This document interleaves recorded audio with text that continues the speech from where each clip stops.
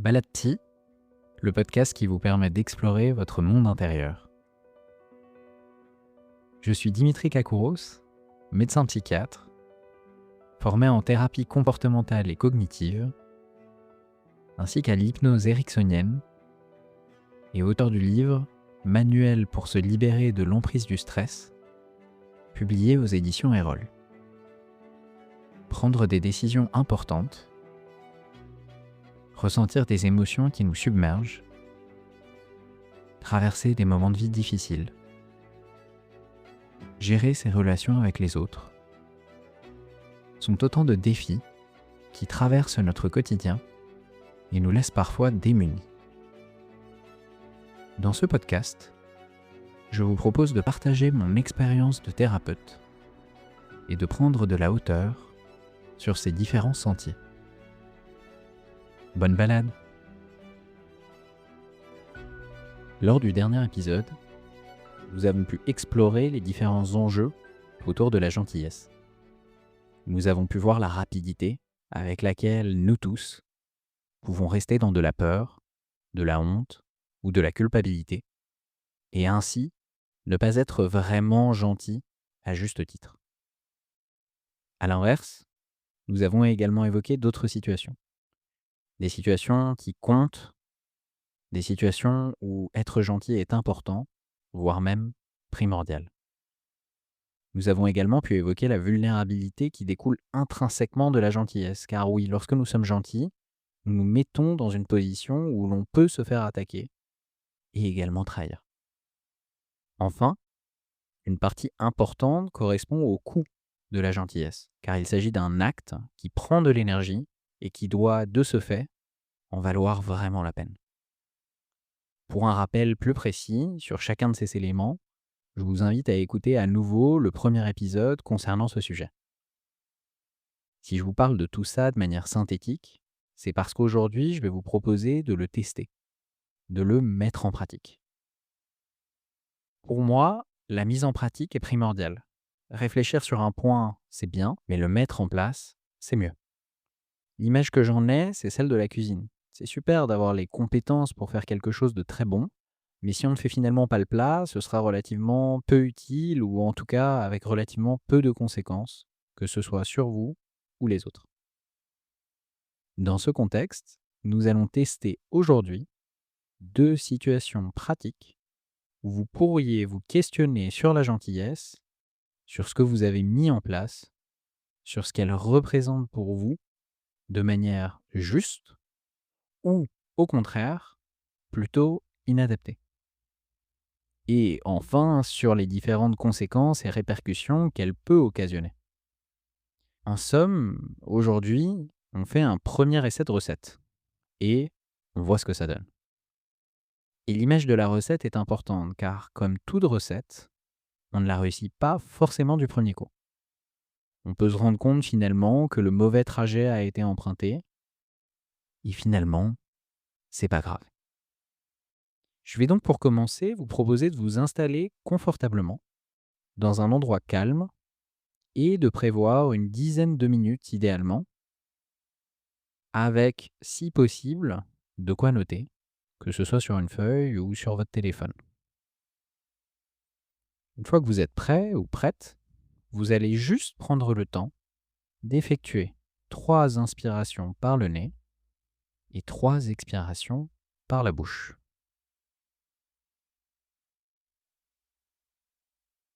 Puis, vous allez laisser venir la première situation où vous avez l'impression intuitive que vous vous êtes comporté de manière trop gentille. Une situation où, au fond de vous, vous savez que vous n'avez pas été à votre juste place. Cela peut d'ailleurs parfois ne pas s'expliquer si clairement. Il peut s'agir uniquement d'une impression, d'une sensation que là, ce n'était pas très juste. Un peu comme lorsque vous goûtez un plat que vous faites et qu'il y a un truc qui cloche, même si vous ne savez pas forcément ce que c'est exactement et précisément. Cette situation, elle peut être récente ou au contraire, plus ancienne. Elle peut être intense émotionnellement, source d'un conflit majeur par la suite, ou au contraire, plus douce, plus banale, plus quotidienne. Ce n'est finalement pas ça qui compte vraiment.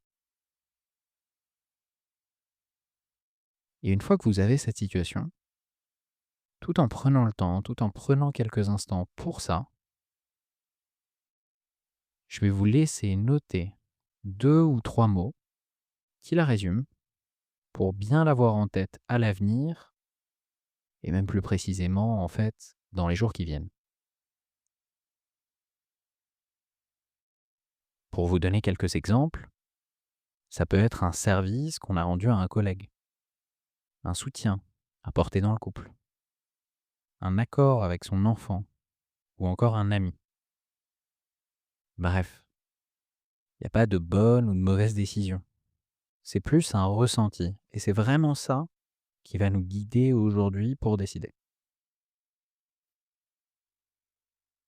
Puis, on va s'attaquer au fond des choses, à la source de cette action de gentillesse. Et pour cela, on va se servir des ressentis corporels. Lorsque vous pensez à cette situation, lorsque vous imaginez cette situation, qu'est-ce que ça vous fait dans le corps? Parfois, ce sont même de petits signes, mais qui sont primordiaux par ailleurs. Est-ce que ça vous tend? Est-ce que ça vous serre? Est-ce que ça fait un nœud dans la gorge ou une boule dans le ventre? Un pincement au cœur? Est-ce que c'est lourd, dur ou au contraire mou? Et enfin, où est-ce que c'est situé? En haut? En bas du corps? Partout de manière diffuse? Ou au contraire, est-ce que c'est extrêmement localisé? Prenez en fait le temps de ressentir chaque détail, même si c'est parfois difficile et même un peu désagréable. Je sais que cette partie-là, elle peut être complexe, difficile à détecter ou difficile à ressentir. Et dans les deux cas, c'est normal. On passe rarement nos journées à explorer nos ressentis corporels car on est juste pris dans le flot de la vie. Donc, pour une fois, prenez le temps, tranquillement, de détecter même ces quelques petits signaux primordiaux.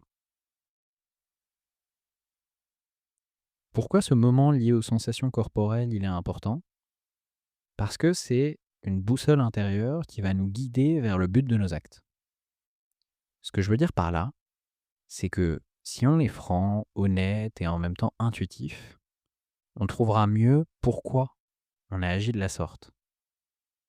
Est-ce que c'est par exemple la peur de dire non à cet ami ou à ce collègue qui vous a amené à être gentil ou gentille?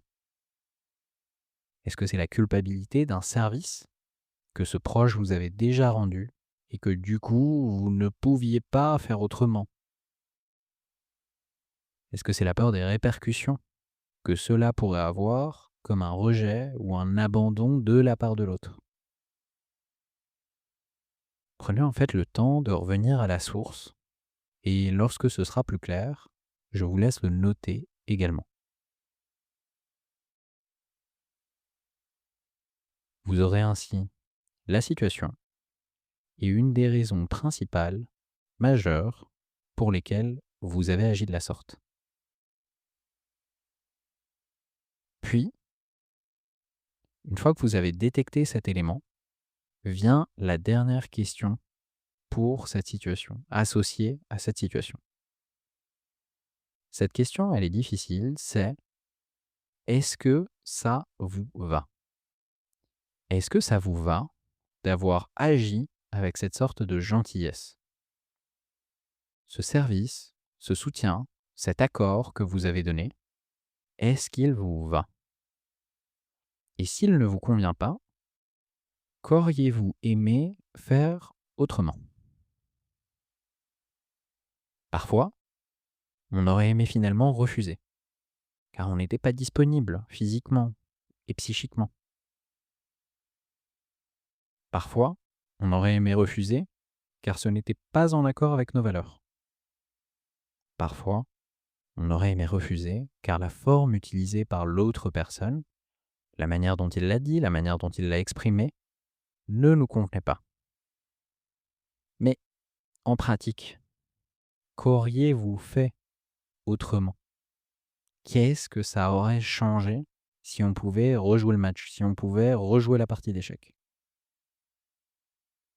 Et là aussi, de la même manière, lorsque cet élément sera plus clair pour vous, je vous laisse le noter également en vous autorisant, en vous donnant un petit temps.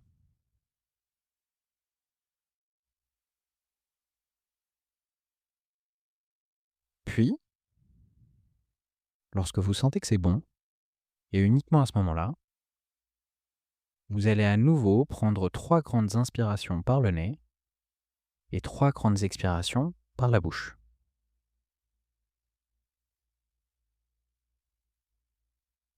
Et on va maintenant passer à une deuxième et dernière situation, qui cette fois-ci est différente. Elle est différente parce qu'elle vous a convenu en termes de gentillesse. Vous allez juste laisser venir intuitivement une situation où vous savez que vous avez été gentil ou gentille à bon escient, que là c'était adapté, que là c'était juste. Et de la même manière, cette situation peut être intense émotionnellement ou plus banale, plus récente ou plus ancienne. Et prenez le temps de la laisser venir.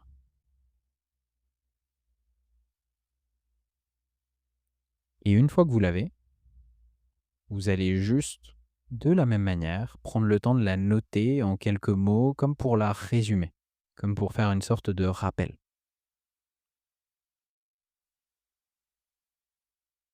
Puis, vous allez prendre le temps de ressentir ce que ça vous fait lorsque vous pensez à votre acte, à votre geste. Est-ce que ça vous donne de l'énergie? Est-ce que ça vous fait vous sentir plus léger ou plus fort? Est-ce que ça vous donne l'impression d'aller dans la bonne direction ou de viser juste? Prenez le temps de percevoir ce qu'il se passe pour vous vis-à-vis de vos gestes, un peu comme si vous écoutiez chaque petit détail de votre corps. Et quelles sont les émotions qui en découlent? Est-ce de la joie d'avoir rendu ce service à ce proche, cet ami, ce conjoint en difficulté? Est-ce de la fierté d'avoir pu soutenir, écouter, autoriser cet adulte ou cet enfant lorsque ce n'était pas forcément évident? Qu'est-ce que ça vous a créé en conséquence? Cette émotion, cette direction conséquente de votre acte, elle est également importante. Pourquoi? Parce qu'elle est sous-tendue par une valeur, par une direction qui est importante pour vous. Lorsqu'on est gentil avec un proche, c'est qu'on tient à lui. Lorsqu'on soutient un collègue, c'est peut-être de la générosité, de la complicité ou encore de la bienveillance. Lorsqu'on est gentil avec son enfant, c'est peut-être de l'éducation ou de l'attention à quelqu'un de plus vulnérable. Ce que je veux dire par là, c'est que derrière cet acte se cache quelque chose de plus grand, quelque chose de plus fort, et qu'il est souvent nécessaire de mettre en lumière pour ne pas rester seulement sur un acte tout simple, tout bête, et souvent sans grande explication. En fait, c'est un peu comme si vous leviez le rideau de la scène, comme si vous exploriez ce qui se trame derrière l'avant-poste. Et une fois que vous avez détecté ce qui est important en arrière-plan, je vous laisse également le noter. Vous avez ainsi la deuxième situation et la raison profonde, ou en tout cas une des raisons plus profondes, parce qu'il peut y en avoir plusieurs, pour laquelle vous avez agi de la sorte. Et là vient un point très important, un point que je peux voir régulièrement en consultation. C'est celui du coût. Lorsque vous agissez de manière gentille, il y a un coût, un peu comme une dette qu'il s'agit de payer. qu'on le veuille ou non. Ce coup peut être de la fatigue, physique ou mentale. Il peut être également un non-retour de la part de l'autre, ou un retour insuffisant par rapport à ce que l'on imaginait ou ce que l'on aurait souhaité. Bref, ce coût, c'est une sorte de monnaie d'échange vis-à-vis de votre acte. Et là aussi, cela ne signifie pas forcément que vous vous êtes trompé pour autant. Vous avez peut-être bien fait d'agir de la sorte, d'accepter cette fatigue, cette vulnérabilité qui en découle. Mais elle est quand même là, bien présente et parfois intense. Et prenez quelques instants pour bien la détecter également en conséquence. Et une fois que vous l'avez, notez-le également à côté de la situation et de la raison qui vous a guidé à agir de la sorte. Finalement, lorsque vous observez ce que vous avez noté lors de cette deuxième situation, est-ce que vous regrettez vraiment votre acte? Est-ce que vous auriez agi différemment? Et prenez là aussi quelques instants pour y réfléchir, pour répondre à cette question avec vous-même.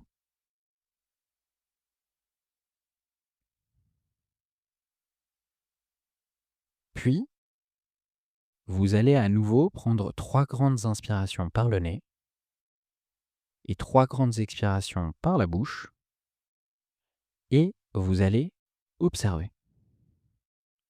Observez les 2 situations que vous avez écrites. Celle où ce n'était pas adapté, cette gentillesse-là, qui vous a mené à agir par rapport à des sensations désagréables et que vous auriez probablement effectué différemment maintenant. Et observez cette autre situation qui a mené à une gentillesse adaptée, c'est-à-dire guidée par des valeurs importantes, malgré un coût qui n'est peut-être pas négligeable. L'idée n'est pas de se taper dessus, de regretter ou de se dire «Ah, j'aurais pu faire autrement». L'idée, c'est de s'autoriser un espace, une fenêtre d'adaptation, de prendre en compte, de faire avec, de gagner en flexibilité par rapport à ces actes. Vous avez agi de 2 manières différentes, avec des conséquences différentes, et vous avez vos 2 exemples un peu paradigmatiques. Et ce que je vous propose pour la suite, c'est de répéter cet exercice lorsque vous vous trouverez dans des situations de gentillesse. Cela ne veut pas dire d'ailleurs que vous n'emprunterez pas à nouveau le «mauvais chemin», entre guillemets bien sûr. Je suis le premier à être gentil par moment, par angoisse ou par culpabilité, et à le regretter ensuite.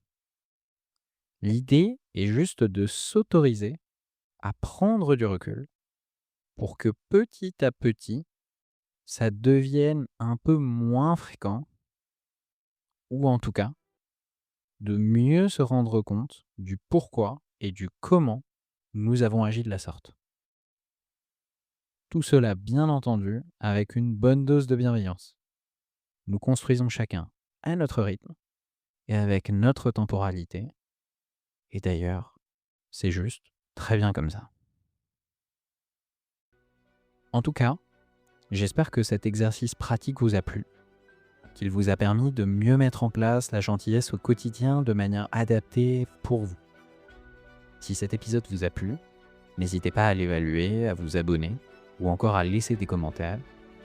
Et moi de mon côté, je vous dis à bientôt.